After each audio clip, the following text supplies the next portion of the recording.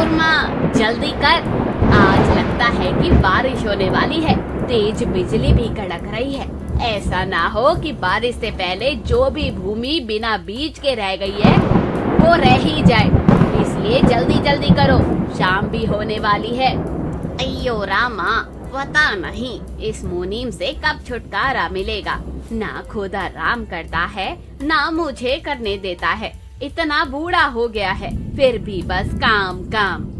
मुझे सेठ के यहाँ मुनीम का कार्य करते हुए इतनी उम्र हो चुकी है, अब की मेरे ऊपर ताकत ही नहीं है कि मैं यहाँ का आगे का कार्य संभाल पाऊँ। इस फसल का पूरा वर्ष हो चुका है, खेतों में बीज भी डाल दिया है। अब सेठ को सारा लेखा जोखा दे दूंगा। अयो रामा, आपको तो मालूम होता है कि बारिश होने वाला है या नहीं? पता क्यों नहीं होगा कुरमा, इतने वर्षों का अनुभव जो है।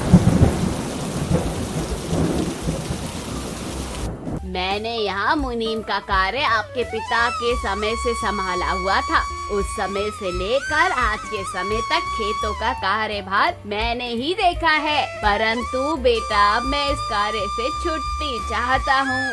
हाँ, आपने हमारा बहुत साथ दिया। हमारे अस्तित्व में आपका बहुत बड़ा योगदान रहा है। मेरे पिताजी के गुजर जाने के बाद भी आपने अपना कार्य बड़ी ईमानदारी से किया है। आपके होते हुए हम भी कोई चिंता नहीं करते थे, परंतु आप इस कार्य से छुट्टी क्यों चाहते हैं? अब मेरी उम्र हो चुकी है, अब मैं पहले की तरह इस कार्य को नहीं संभाल सकता हूँ।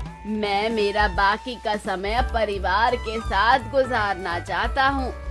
ठीक है मुनीम जी, परंतु आप इस घर की दहलीज को कभी भी पराया मत समझना। आपको किसी भी वस्तु की जरूरत हो, आपके लिए इस घर के दरवाजे हमेशा खुले रहेंगे।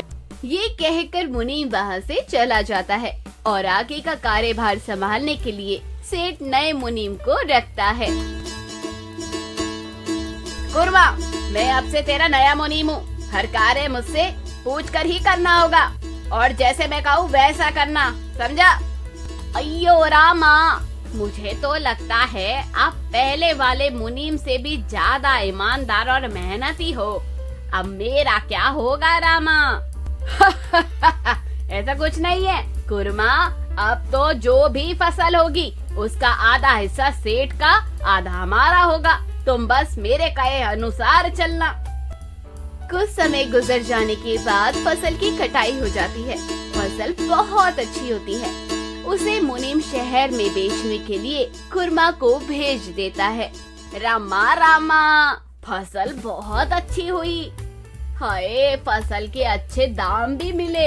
ये लो पैसे, इसमें से मैंने मेरा हिस्सा निकाल लिया है। बराबर निकाला है ना अपना हिस्सा, कहीं ज्यादा तो नहीं निकाला? भगवान का कसम अय्यो, परंतु आप सेठ को क्या बोलोगे? इतना कम पैसा देगा तो उसे शक हो जाएगा। शक कैसे करेगा वो? कभी अपनी फसल देखने भी नहीं आता और सारा दिन घर पर ही रहता है। ये सब कुछ उसने मुझ पर छोड़ दिया है और तुम भी चिंता मत करो, ये सब मुझ पर छोड़ दो। इनकी सारी बातें पुराना मुनीम सुन रहा होता है, जो ये देखने आया था कि नया मुनीम अच्छे से फसल को देख रहा है या नहीं देख रहा। ये लो मालिक, फसल का सारा पैसा। परंतु ये तो बहुत कम है। इतनी कम फसल तो हमारी आज तक भी नहीं हुई है। इस बार बारिश ज्यादा होने की वजह से सारी फसल खराब हो गई थी। आप कल चलकर देखो खेतों की क्या हालत है। परंतु ऐसा ही नुकसान होता रहा तो मेरी तो सारी जमीन बिक जाएगी। इस बार अच्छी फसल होगी मालिक, मेरा विश्वास कीजिए। ठीक है, परंतु इस बार नुकसान नहीं होना चाहिए। उधर पुराना मुनीम एक साधु का भेष धारण करता है ताकि वे सेठ की आंखें खोल पाए तथा वे अपना सामाजिक सुख त्याग कर अपने कर्मों पर ध्यान दे। भिक्षाम देहि, भिक्षाम देहि। मैं आपकी क्या सहायता कर सकता हूँ? आपको क्या चाहिए? जो भी चाहिए आप बताइए। आप मुझे क्या दोगे बेटा? आप खुद बहुत बड़े नुकसान में हो। आपके पास कुछ भी नहीं है जो मुझे दे सको। हाँ बाबा, ये सत्य है, आप तो बहुत दिव्य महाराज हैं। आप बताओ मैं क्या करूं? आज शाम को तुम अपने खेतों में जाओ और वहाँ छिप कर बैठ जाओ। वहाँ पर भगवान खुद मिलने आएंगे आपसे। इतने वर्षों में तो मैं पहली बार अपने खेतों में आया हूँ। मुझे तो अब मालूम हुआ है मेरे खेत तो बहुत उपजाऊ है। चलो मैं खेत में बैठ जाता हूँ, आज भगवान भी मिलने आएंगे। अरे कुरमा, इस बार तो फसल बहुत अच्छी हुई है, हमारा मुनाफा बहुत अच्छा होगा। पिछली बार की तरह आधा आधा नहीं करेंगे, इस बार सारे पैसे हम ही रखेंगे और सेठ को कह देंगे अकाल पड़ गया है। अयो अयो रामा, अगर मालिक आ गया तो। नहीं कुरमा, ऐसा नहीं हो सकता, वो बहुत ही आलसी है, वो नहीं आएगा। तू आ तो सही, इस बार घर में बताता हूँ तुझे। तभी नया मुनीम अगले दिन फसल के पैसे लेकर सेठ के पास आता है। मालिक, इस बार एक भी पैसा हाथ नहीं लगा, बहुत बड़ा अकाल पड़ चुका है, सारी फसल नष्ट हो चुकी है। हे मूर्ख, मैंने तेरी कल शाम को सारी बातें सुन ली थी, मुझे सारा हिसाब शाम तक चाहिए। यदि ऐसा नहीं हुआ तो मैं तुम्हें दरोगा को दे दूंगा। शाम तक नया मुनीम सारा धन सेठ को वापस दे देता है। मेरी नजरों से अब तू दूर हो जा, आज के बाद कभी इस गांव में नजर मत आना।